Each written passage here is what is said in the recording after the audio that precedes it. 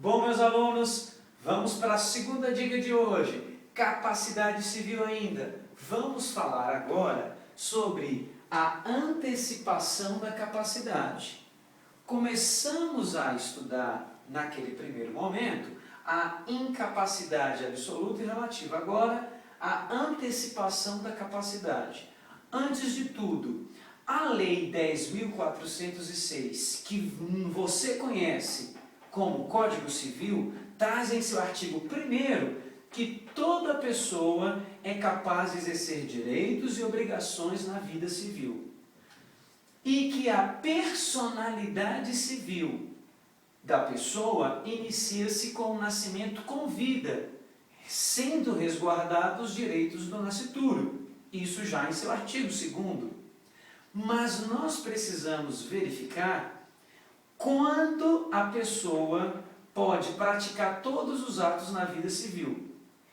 A prática desses atos, de todos os atos, se dá, regra geral, como nós vimos, aos 18 anos. Mas essa capacidade será antecipada pela emancipação. A emancipação ela pode ser voluntária, judicial ou legal. São 3 possibilidades, então, da emancipação, que é a antecipação da capacidade civil. Cuidado! A menoridade, em relação à idade, ela só será encerrada sempre aos 18 anos. Mas a capacidade, esta pode ser antecipada. Portanto, você pode ser menor capaz. Como eu posso ser o menor capaz? Simplesmente pela emancipação. A primeira é a voluntária. A emancipação voluntária é aquela que depende da concessão dos pais por um instrumento público sem homologação judicial. Em outras palavras, os seus pais vão ao cartório e lá emancipam por vontade dos pais o filho, tornando assim apto para a prática dos atos na vida civil, sem a necessidade da representação ou da assistência, valendo ressaltar que ele precisa ter 16 anos completos. Então, na emancipação voluntária, concessão dos pais, sem homologação judicial, não precisa de decisão judicial, basta simplesmente de um instrumento público, lavrar em cartório. No caso da emancipação judicial, aqui já é diferente. Nesse caso, há a ausência dos pais, tanto do pai quanto da mãe. Só destacando um ponto. Se na ausência da mãe, o pai quiser emancipar o filho, ele vai poder fazer isso também na emancipação voluntária.